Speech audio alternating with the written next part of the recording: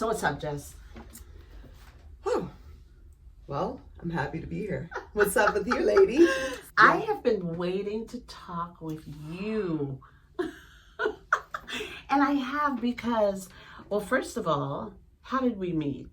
Okay, so, well, I was working a job that I had the luxury of falling into after quite literally praying everything to work. Yeah. Because prior to this, as I've shared with you before, I was residing in my vehicle.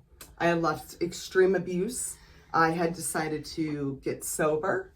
I had asked for the most painful thing, but the most powerful thing. Yeah. I asked for my children to be removed from my care. Jessica. Because... Did you go deep already? Jesus. Well, no, I can't even get a chance to catch my breath. This is how we met. This is how we met. This is how we met. Yeah. And this was where I was at. Yeah. And remember, I lied to you. I was white lying it because I had to show appearances.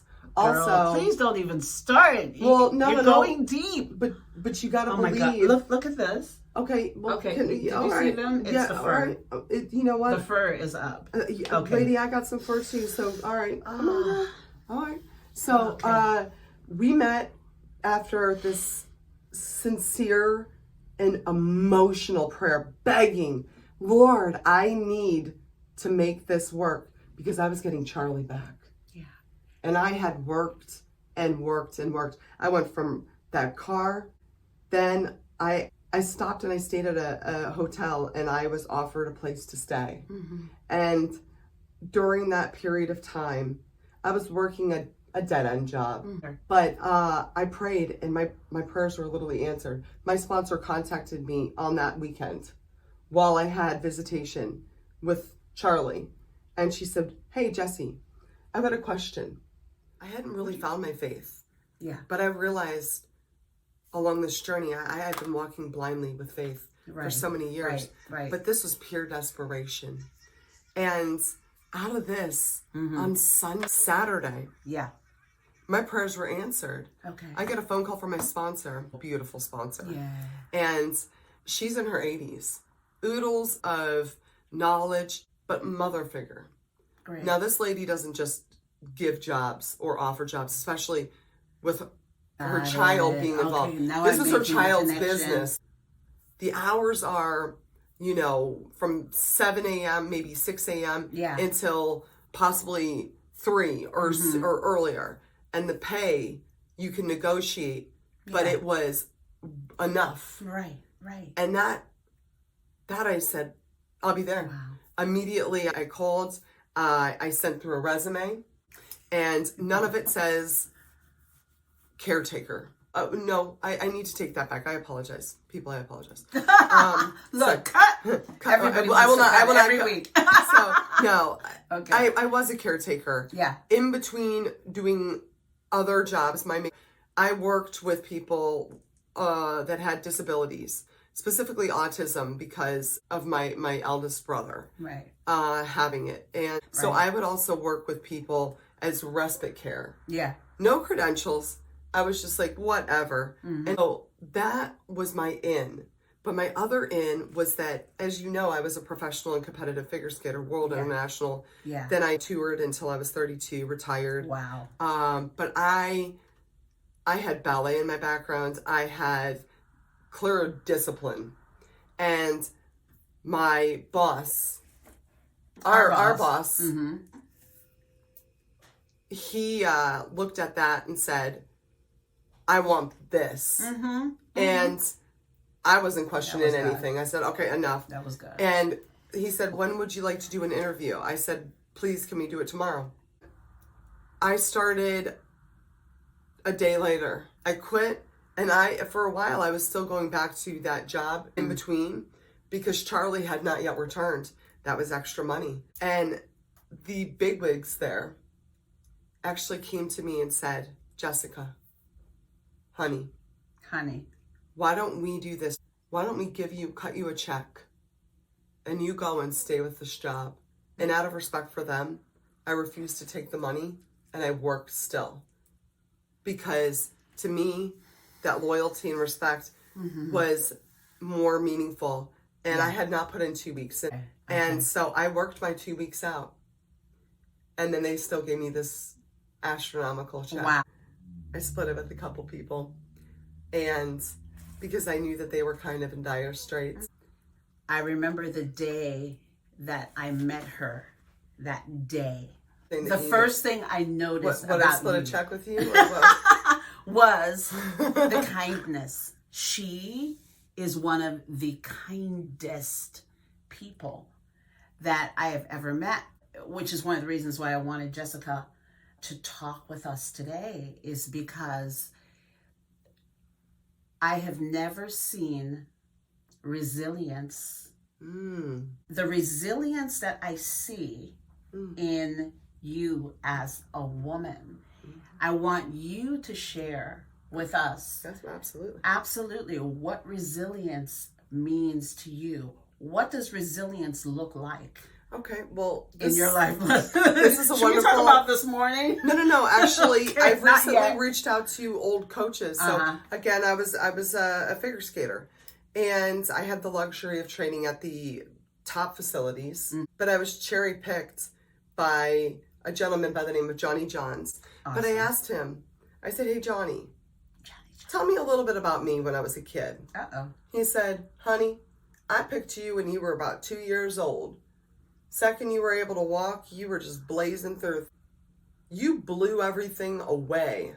I said, "How?" So you learn the fundamentals of how to find your footing edgewise. And it's not always easy. And, you know, oftentimes, I don't even think I was walking properly. Wow. But I could skate. And I still can't walk properly, as we now have Hysterical. learned.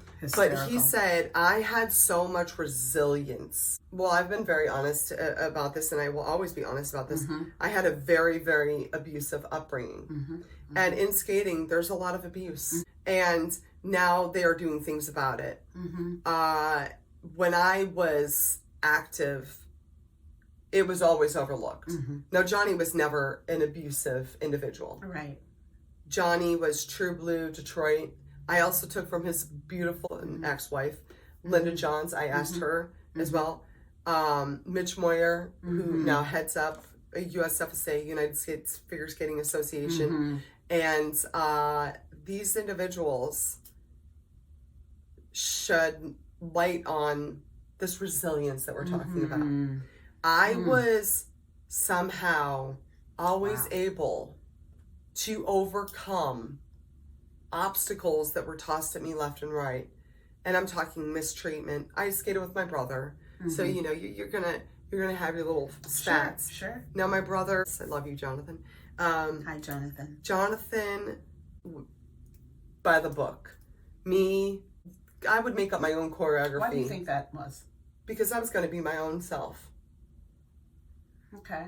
I didn't. What was the drive? The drive in it? Right. The drive to, this is how I want to be felt. myself. I want to. Oh, the drive. Oh, okay. I'll tell you about that. In skating,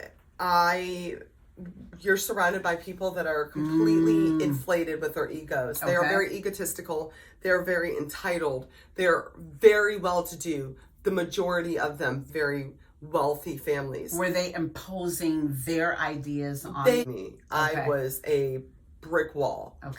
I just steered clear of you. And if you threw shade at me, which they of course always did, I would often get very hurt, especially when I was younger. And that happened very frequently through my career as, you know, both a competitor and, you know, professional. How do you think that affected you? Initially, it made me feel very vulnerable. How? Oh, I hated myself. Okay. I wanted nothing more than for people to stop talking ill of me. My brother, he was loved in skating, but good quality skating, males, hard to come by. Yeah. And as a pair skater, I was going to grow. And that's a big thing in skating. Height is a huge thing. Weight is a huge thing. Now, I was going to grow. But I was so avidly and actively training at all times, that I did not grow until I was almost 17, 18. What do you mean grow? I mean height-wise. Really? I went through puberty, but that was taken from me. What do you mean?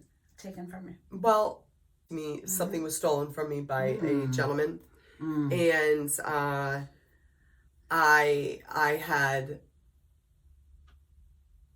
gotten, you know, my cycle and whatnot, and there was, you know, congratulations that would have otherwise been in order, right? And this is something that actually a lot of Well, people, if it would have otherwise been in order, what was in order? a baby. Jesus. But Wait. it was something that you didn't share with people. It was just completely removed. You didn't talk about it. To this day, I don't even believe my brother knows. I don't think any of my brothers know. But it was covered up, and you were to be put on, you know, everything. I remember going on Depo-Provera, orthotricycline. I remember the exact doctor I saw, Dr. Katz. I remember my mother taking me over there, and there was no discussion, not like, how are you feeling, da-da-da. It was, this is never going to happen. It wasn't, we are going to stop this. And the thing about it is, there was no protection. A man that had a wife that, by the way, was stunning. But there were several of us, and people admired us. And you know what happens when oftentimes, you know, you're like of the in crowd. But he would cherry pick the beautiful ones and talk openly about it. Wow. I still to this day do not know what his title ever was. Yeah. Because to me, he was not really a coach. We never once paid him, which is very telling. No credentials. Not that means that coaches can't be wonderful and have like, you don't have to have amazing credentials. In fact, you can have amazing credentials and win the Olympics and be a terrible coach. That's a whole different story. Yeah. But this individual was just there, and it was allowed. My family had been interrupted quite abruptly. Yeah. My father wound up in rehab, which was, it created this open space of additional vulnerability and anger that was the family was already angry. My father was always working and a very successful advertiser, but could not keep a job. My mother was never kind to my father, and my mother was of the type that was more or less keeping up with the Joneses times 10. Okay. And never happy with any of what she had. However, I was a status symbol. So was my brother Jonathan. And this move was not only because our father had lost his job and we were losing this, you know, $1 million home. It was to keep up appearances, because no one was going to see the white picket fence not appear, right? We talked about the Joneses a couple of days ago. Maybe yesterday.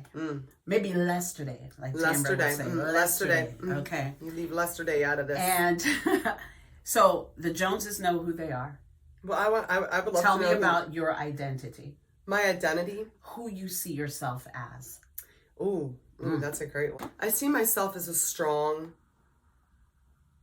beautifully vulnerable, openly vulnerable,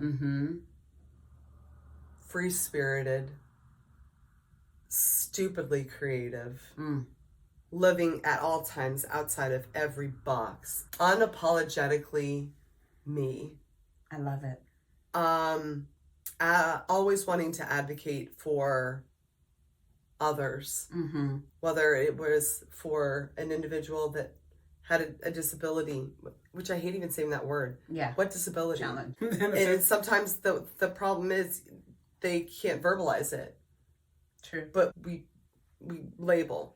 And I often can easily forget about myself because I can get caught up with my love for others. Now, I don't want to fix anybody.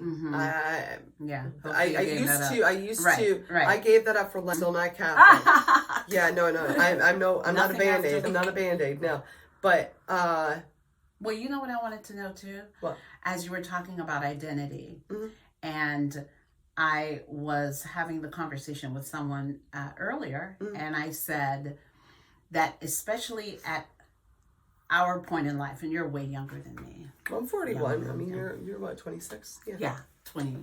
I mean, come on, black don't crack, right? Both of us. Okay, and so being at this stage of our lives where we need to make decisions about who we are, and the place we're going to take. Yes, amen. In this here life. Who are you? And let's talk also about body image. Okay, because we're talking skating. Oh, yeah. Okay? Yeah. And some of those things, before we go into that, some of those things that you were required to be, to do, to identify as. Oh, absolutely. In this whole scheme of, I mean, it's a whole world to itself. Oh, it's a whole different entity, a universe, all of its own. I'm a tall drink of water. I'm 5'10" and a half. Yeah, she is. I am, and I can lift. My father would esteem me like the second strongest son. That was what he called me, because I have like these extreme like abilities to just.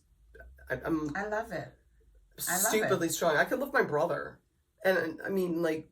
Hey, easily. Listen, Proverbs says, who can find a virtuous woman? She girds her loins and she strengthens her arms. Oh, I strengthen my arms, but like, careful, men. Anybody that's like, right. Yeah. I was to always remain the same weight as a 5'2" female, simply because I was a pair skater. It's the part of skating where you skate with a partner, which my partner, of course, is my brother. And you do lifts, overhead lifts, and you do jumps. You also do throws, which is being thrown into the air and doing said jump and whatnot. You also have the overhead lifts and other, pair spins, meaning you were spinning.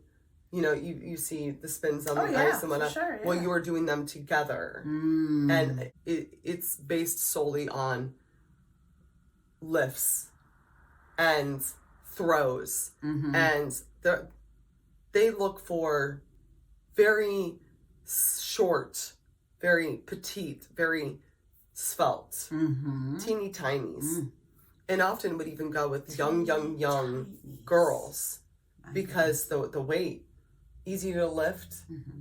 Well, you're going down the ice. You want to have that speed. You want to have that velocity. That power. Yeah. Yes.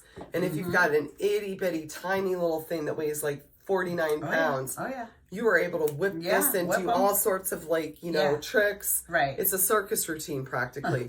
But the height was basically that of a jockey. And here I am, the Jolly Green Giant of figure skating. And so funny.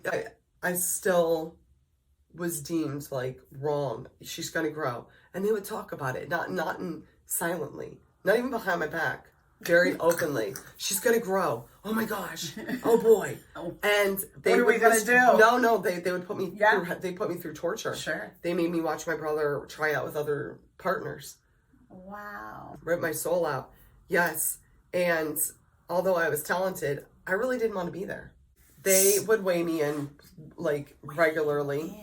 They would draw on my body where I was wrong. I was stripped out naked. No. By said individual that I had discussed earlier. We'll call him Frankenstein. Would that still be a part of the... No, it is no longer a part of it. There's something called Safe Sport that is now put into place. And one of my best friends that my husband, who's sitting over here, knows so well, Sammy Defoe. We've gone through some stuff, okay? Was he in the industry as well? Oh, yeah. God. Phenomenal skater. But, we went through a lot, okay? judgment. Yeah, so you were saying that they marked on your bodies, and they marked on my body with Sharpie, by the way. Which you had to wash off afterwards, right? Oh, I would scrub my skin off. I wouldn't want to take a shower. But how did that leave you? Okay, so all of that stuff. I compartmentalized. Okay. My parents were both psych majors, and although nobody thought I could read in school, it was basically because I was bored. Again, always going against the grain. Right. I was reading psychology books. Yeah. And I had honed in on compartmentalization, and I was compartmentalizing as a safety. Of course. But my mother, whom I refer to as Rachel, would come in and watch me wash myself. Yeah. And would give me one of those treacherous, like, Brillo scrubbing things, or acetone. And she was great with always telling me, no, none of this happened. Wonderful with the gaslighting, to the point that oftentimes I became confused. Did this happen? No, this didn't. But to be stripped down naked and weighed in by an individual that is a lift coach, okay, that was never being paid. Wow. Never once was I told, okay, we're hiring said so-and-so on. Lift coach. Right. I mean, we did do off-ice lifts, and he was there. I learned quickly he was there to fondle us young children. Oftentimes ripping off my leotards and leaving me standing there completely naked. And there was a comment that my best friend Sammy mentioned.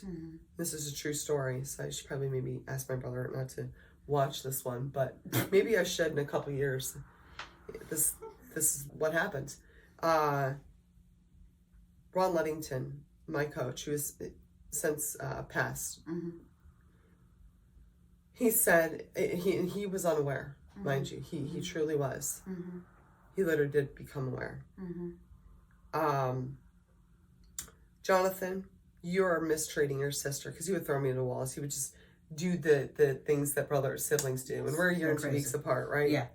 And he was being very abusive and saying very nasty things.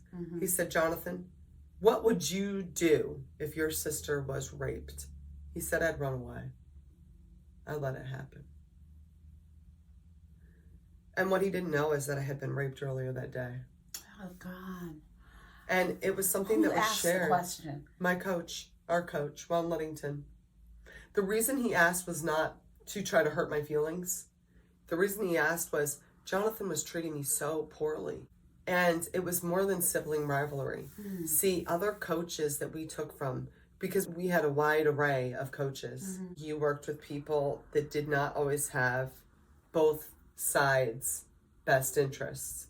So they were very pro Jonathan. You know why? Jonathan was going to make them money. And also, one of the gentlemen I very much always felt had a fondness for my brother. And people were so taken with him. He's an Adonis. He's stunning, beautiful. But he was going to possibly make them a wonderful and well-known name if they got a different girl, a smaller, shorter girl. Because God forbid, this jolly green giant that I am a tarnishment to the industry. Well, we're young. Our brains are still developing. We are young. Right. I'm talking, I was 11, and the abuse, it continued for years. Yeah. Till I was 18. Gosh. And when I was in Detroit, nobody really cared about my brother. They always pointed out the talent and the resilience. But these other coaches catered to it and inflated and created kind of a monster in my brother. But Jonathan fell into this stereotypical taken with yourself beauty queen industry, which I labeled the pretty plastic people. That's how this business works. It's a very political industry. It is very corrupt. It is very catty. It is very narcissistic. It is very abusive. I should say it was. Okay. Some of these still do stay. Right. Some of them are still true to this day. Right. But in your time period, it was. It was horrendous. But I think what I'm interested in as well is, how did you come from that and still have this sense of resilience and identity? By loss of identity. What were you searching for, looking at, feeding yourself, that made you resilient, or have that sense of resilience? I mean, because sometimes we are resilient, and it was a fight or flight. Sometimes we don't have a mind. There you go. It was a fight or flight resilience after a while. At one point, I was so broken, and I would write. That's where my writing came in. You know about my journaling. I do. And music became a huge thing. And I wrote, and I actually wrote in code. I think I told you about this, because my mother would break into everything. I was writing my soul to try to save myself from, I strongly believe, a possible death, early death. I was bulimic, anorexic, and Let me ask you, what do you feel that you were feeling? This is my control. Okay. This is my control. This is the only thing that I can do and have. You've stolen every part of me. Yes, I was talented, but nobody ever asked me, hey, are you having fun? I wasn't. I was just good at it. And then when I would finally speak up, which took a lot, because I already knew the answer. And by the way, when I spoke up, all hell broke loose. Yeah. I've had several failed suicide attempts. Wow. Drug addiction became a problem. My first addiction was bulimia and anorexia. And I did drugs solely at one point because I hated the skin I was in. Where are you striving to go that is, first of all, it's never easy, but that you are contemplating your path right now? Oh, okay. Well, basically what I'm contemplating on is how to be better at everything that I have put myself into. As you know, I've begun going back higher education. I will not do anything I do not believe in. Yes. But I'm going to do the things that I want and that I've longed to do. Yeah. I can't teach my children, and we have 5 in total. How am I to teach my children how to be a strong, independent black female, okay? Right. And then sit here and pick my nose and lay in bed and feel sorry for myself. Sure, you've had it rough. Get over it. But I was there. And you know what? I did need some time to stop because I hadn't stopped ever. And I met the love of my life. Thank God, because I was secretly stalking him. Like I was looking at him from a distance when he would walk by. Oh, I always tell him. I was like, yeah, look at that. I was too. Yeah. We liked each other, but I couldn't see that mutual stalking. I couldn't. Yeah, it was mutual stalking that ended up in marriage. Who knew? Yeah. But I couldn't at that point understand that anybody would find me attractive at that one point. Imagine Things that. have changed. Imagine that. So I'm looking at you, and you're absolutely drop dead gorgeous. And how? Tell me what happens in the mind of a woman who cannot see that. Okay, there's many facets with this. Okay. First of all, I was amongst the pretty plastics, and everybody was so taken with this. Oh my gosh, you know, just looking in the mirror and just talking themselves up. It made me want to vomit, and I was already bulimic, so like, please. But I saw that and I thought, oh, I will never be like this. And then I saw certain people They were stunning. The humility, the honesty, the grit to own in on your gnarly. Okay, just to say, you know what? I'm not perfect. I never will strive for perfection because you know what? There is no perfect. And if there is, boring.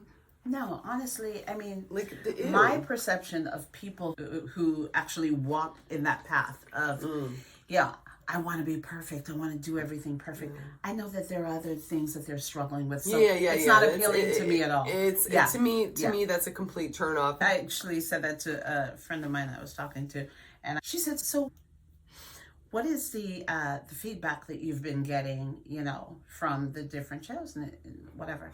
And so I gave her some answers, and then I said, "But I love the way that it is so hodgepodge for now." I mean, isn't that beautiful? Absolutely. I love stuff like that. Yeah, because of the fact that it's real. It's not only is it real, but my heart's mission is that whoever you're going to be, make a decision and be it. Okay, well then this is a great topic. Now I'm going to take this one over. Okay, so you take over. Remember when we first met? And I have the ability to walk into a room and own a room. Girl, listen, we I'd say some ownership. Immediately. Okay, but I love that I owned a room at a time where I was going through utter desperation, and I was pure uncertainty. Yeah. But I was going to be damned if I was not going to still hold myself in a certain way. You know why? It just by your stance, your posture, your tone. It's a decision. It is a choice. Yeah. Sink or swim. I'm gonna swim. And part of what I love to bring us back to is that when we own the room, yes, we also own the responsibility that we have in pulling that influence, and you did not work for it. It's what I call easy pass to purpose. It's an easy pass. It's that thing that you have. John Maxwell said, leadership. Leadership is nothing more or nothing less than influence. Set a tone. Right. And nobody going to believe you unless you make them have the luxury of working with this individual. Right? I set a tone. Yeah. And this person responded. And I knew it. And I knew this of myself. Yeah. If I were to come in here, mousy, meek, what tone am I setting? No, you need to be vibrant. You need to own that. Believe in yourself. And you need to be talking about things. But why? But why? So that is a part of my obsession is that we're big, we're name and lights. We know who we are. We know what we're about. What is it for? When I say, that leadership is nothing more and nothing less than influence, it basically means, for me, that then we have the responsibility because we are influencing, we have a bunch of influencers. We do. Out there. And what do influencers do? They lead you to do something. Better yourself. Right? Whether it's better yourself, but a lot of influencers, it just depends on what you're influencing. There's a lot of influencers that are anti-influence or influential. Well, yeah, exactly. Well, influence, whether it is good or bad, is influence. You can be influenced to, hey, why don't you snort that line of this? Exactly. And you can be influenced to, why don't you love yourself? Exactly. Why don't you change what you are struggling with? You are now preaching, okay? Talking about the things that people are shying away from. You can see it as the beauty of it, but that's the discomfort of it all. That is that little space in time where we are uncomfortable, and it's something that we the don't want discomfort to is be. beautiful. Right? Well, it's you growth. can't have growth without it. Right. You cannot have growth without it. But I do believe that when we get to that place, it is a do or die. Oh, honey, you have no clue. clue. Because it's like, am I going to go through this discomfort, or am I going to turn back to what is familiar and comfortable, honey, and safe and whatever. And, even going through this program that I have Jessica. Oh, yeah, the boot camp. Right. Yeah, she was starving me initially, but I'm so grateful that she did. Right. Yeah, but right. I felt good. Yeah, listen, she is so beautiful. I'm Chatty Cathy. She is so beautiful. Susie, am I annoying these people? Pat me on the back. You have them talking, and that's really great. Well, that's really great. But I do believe that even in at certain point, yes, you're going to come to a certain point where you're like, this is going to get a little difficult. Now, if you stay with it the way that it's supposed to, you won't have too much discomfort, but there will be discomfort because there are going to be situations that you walk into, occasions and events. Trust me, it's coming. I know. And my point is that when you get to that point, hopefully you've made preparations prior to, but when you get to that point, how, and I said it to one of the girls that's actually in your group, I said, do you know the reason you quit and went back?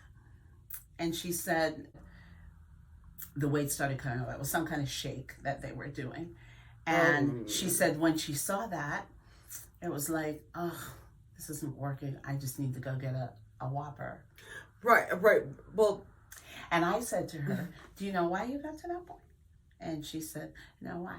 I said, because you became uncomfortable. Yes, and you were afraid of... And didn't want to feel the discomfort. And the thing is, honey... And the Whopper is the comfort It food. is, but it is and it isn't. And the distraction. And it's a drug. Oh, yeah. It's heroin. Oh, yeah, you heroin. know yeah. But as a grateful recovering addict, alcoholic, and a lifetime achiever of award-winning horrible diet, horrendous. Weren't we all? We were all there. Are you kidding me? But I mean, I was saying to somebody. Oh no, I'm not talking about not eating. No, I'm not talking about not 50 eating. 50 calories a day. I was saying to somebody the other day, I am one of the only trainers that did not come from a sports background.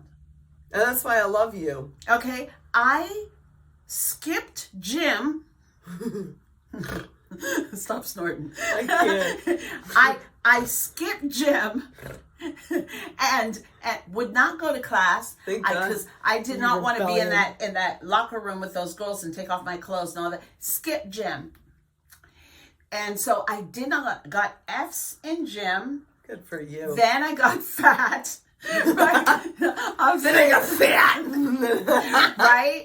And so I didn't come from I was in Pee-wee this and Pee-wee that, and I used to run track, and then it was a natural progression. Thank you for that. I don't know anything about that. I'm an athlete today. But that's what I love about you. I mean, I was in the gym this morning with another coach, and she was like, hey, that's too light for you? And they said, yeah, it's too light. Because even though I did not come from all of that. Oh, heavens to Betsy.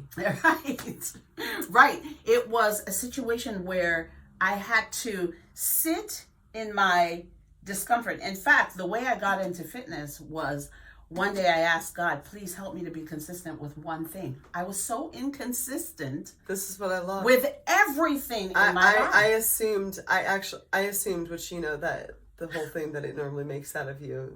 What do you mean? Right. Well, you assumed. I assumed, but you know what? My booty totally is just okay. Right. No, but the thing I love about you is you shared your experiences. Yeah. While we were working together. Oh yeah. About that's important. And you didn't shy away from the fact that you were.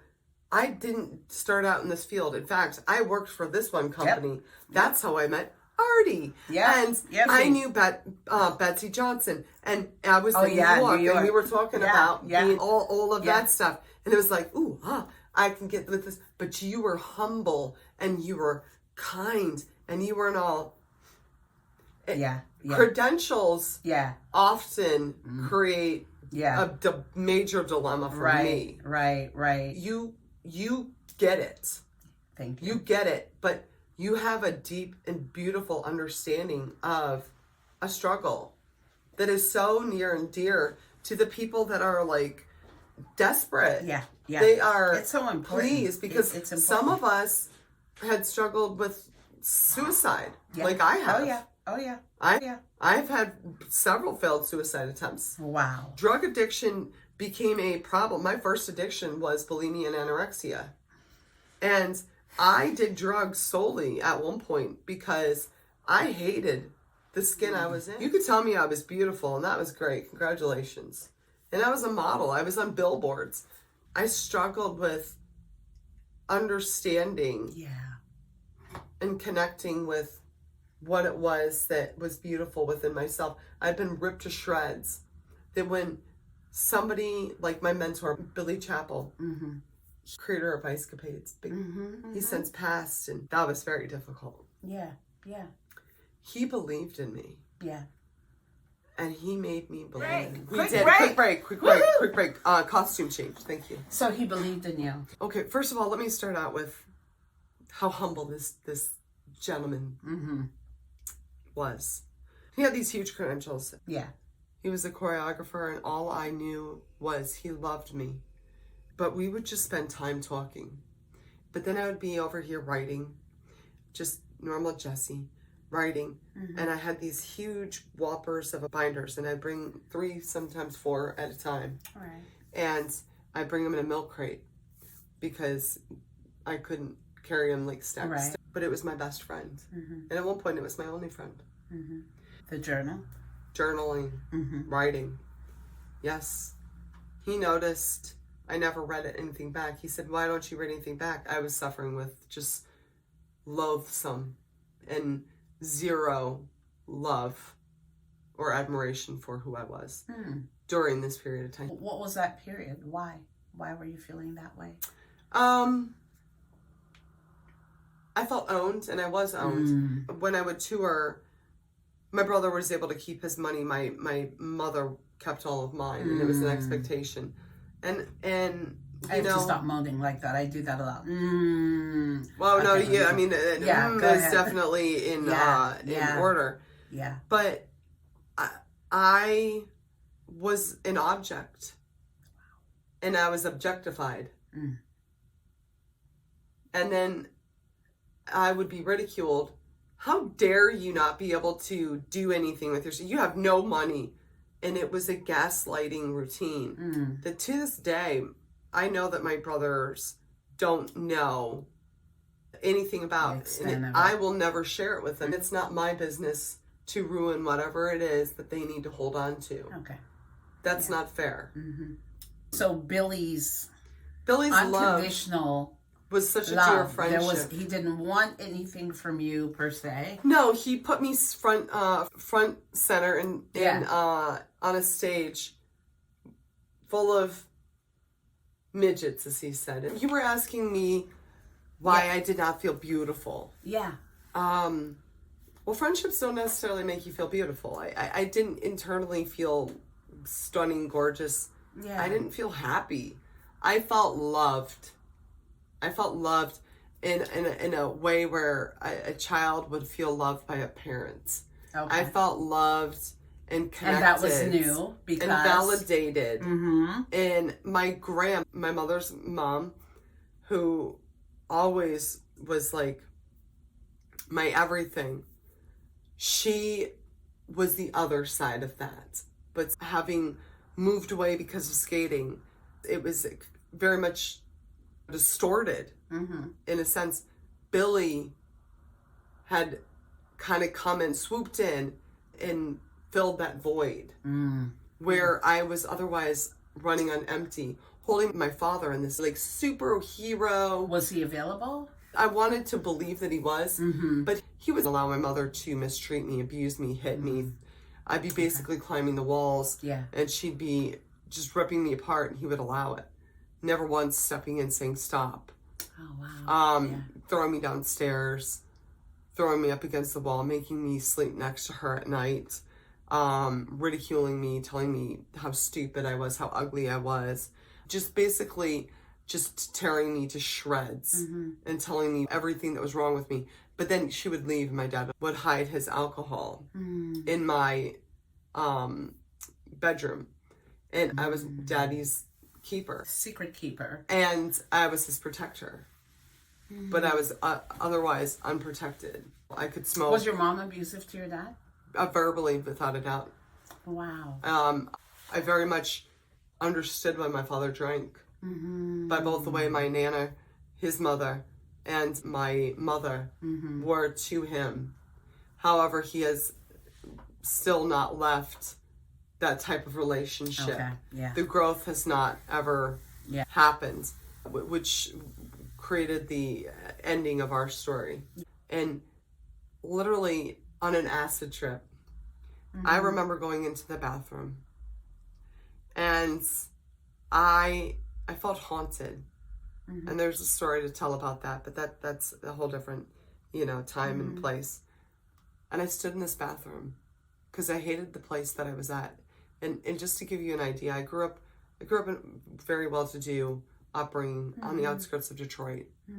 And I was living in a trap house, which is, a place where you go to get drugs amongst people that were lowlives, smoking crack, things that were despicable. And these individuals were abusive towards me. And later almost ended my life. I wear the scars. I survived and told about it. And I wear the scars on my back from being pushed out of a vehicle. I lived through torture and hell, and I should be dead. I was shot at. I was drugged regularly. I was sodomized, raped. I was tortured. And I remember this acid trip of a moment where I went into the bathroom and I just said, I want this to be over. This was going to be it. This is end of the story. I'm done. I was going to just end it. It was to the point of no return. I've had so many suicidal attempts where I should have been dead. Overdosing on 500 pills of Valium at once. Hanging myself. Being shot at, and I'm thinking to myself, why the heck can I die? And then I said, I want out. I need out. And again, that desperation. And I would never pray, by the way, when I would use. Sure. When I would overdose on a daily basis, by the way. Never would I do those foxhole prayers. That was not okay to me. Yeah. But I prayed for an out, and a few days later, I was almost murdered. Wow. 3 men holding me down, and they had dosed me. I had decided I was going to get sober, but on that night, I drank some Jim Beam, and they put drugs inside of it. And I don't recall. All I know is that they videoed it, and that video did come to light. And I basically rose from the dead. They had me with a garbage bag around my neck, them punching me in the face, and they were stepping on my throat and trying to hold me down. They put fentanyl, they put things that were supposed to have killed me. I tested positive for an assortment of drugs. All of them. And I sprung up like Matrix style, and I beat the crap out of these people. I went running to every single person's house in that neighborhood, knocking on doors, and of course people were not wanting to open the doors. I had blood all over my face. My hands were black from fighting. They said, what is the problem? I said, I am high on drugs, and I need my daughter out. Call CPS. And I overdosed. They got paramedics there, hooked me up. I kept ripping things out. I almost had 3 felony charges. Right. Yes. Right. And I went back to him after How this. do you recover and then edify the people around you from what you've gone through? How do you recover and then edify? We are talking ride unbridled, resilience, identity, discomfort, edification. How do you edify those around you? Explain. Edify basically means that from what you've gone through, what is your message? My message is the good Lord kept me around for a reason. When I tried so hardly, so desperately to die. And so many people tried to kill me. But put me on this earth for a purpose. That I can help, touch, shed light on. A message that may save and help me grow. He did not give me an amazing husband after going through said torture. He did not give me 3 children and say, hey, you know what? Just kidding.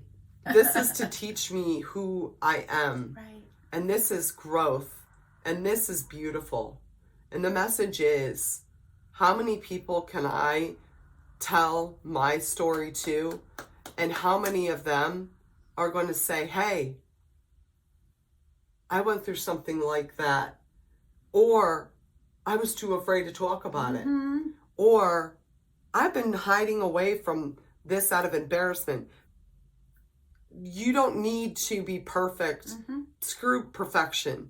Love and own your body. But if you are not doing the best by yourself, like me right now, doing the boot camp because I want to love my body. I was going to go back into the throes of likely going back into bulimia. That's my addiction. Right. I throw myself into scary things like, I don't know, college. Terrifying.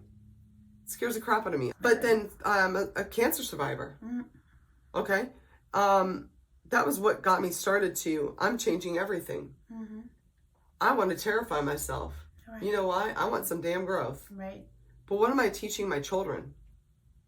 I'm going to teach them a message of strength, perseverance, confidence through conflict, who you really are. Yeah. And to love yourself at every angle. The fat, the in-between, the tears of just tremendous either joy or tremendous pain. Right. Be honest with yourself. You know, I think about that scripture, love your neighbor as yourself. And that can be difficult. It can be difficult because the as yourself part is sometimes overlooked. Because we often don't like ourselves. Right. But we don't understand that. Even though it sounds like a really good saying, it sounds like a nice saying. It sounds like it should be nice, doily or something. But it literally makes sense. It does. Because you literally cannot give to anyone something whatever you don't have. Lady Linda, come on. Literally, if you don't have it in your possession, you cannot exude give it. Or give it away. It's a wrap. Yeah. But we're going to pause right here until we do a second part. We have so much to share and to give and for others to learn. And if I do nothing, I want you to understand that you don't live just for you, just for ourselves. You know what I'm saying? Yes, I do. And the thing Too many people do. Too many people do. The deal is that you're going to be placed in situations where you are magnified. That's just it's who you are. It is the favor you carry. It is the light that is inside of you. Problem is, a lot of us have that light inside of us. We're going, oh yeah, I'm all that in a bag of chips. Oh yeah. The light that's given to us for a purpose. Easy pass. It is your. We're always trying to measure ourselves up with a particular standard. You understand? I do. Or our lifestyle. You can't keep I up said with to the one percentages. girl, I said, we're buying body parts so that we can all be shaped the same. I hate it. Yeah, that is our world today. Inform our youth. Forget the youth, honey. I'm sorry. Menopausal women are struggling like in puberty. trying to keep up with the social disrespect. So And the thing about it is, yeah, beauty comes from inside. absolutely, And beauty comes absolutely. from what you have to offer Absolutely. to those that are in need. I can't believe this thing stayed. Woohoo! You did it. Good for you. It worked. But Jessica, I am so happy that you came by. Absolutely. And okay, can I just tell the truth? Let me just tell the truth. What's the truth? You better tell me. Jessica, on her way here, somehow, there she is. She's in pain. Somehow, she jacked up her ankle. And if you see the big grapefruit on the side of her, this is what I call resilience. I got scared there for a second. I'm like, you're gonna put that big giant thing up there? You want to see the Wumpy Wump? Okay. And so I'm like, why are you still here? I was a figure skater, lady. Why are you still here? I mean, go home and rest. But a woman of resilience. And that's why she's here. I'm not saying no to you. Aww. No. My makeup did. You stop me. What? He's over there like, all right. And I'm directionally challenged. You're amazing. Thank you for coming. You're amazing. And thank you for having me. And please remember, we're proud of you and we mean it. Aw.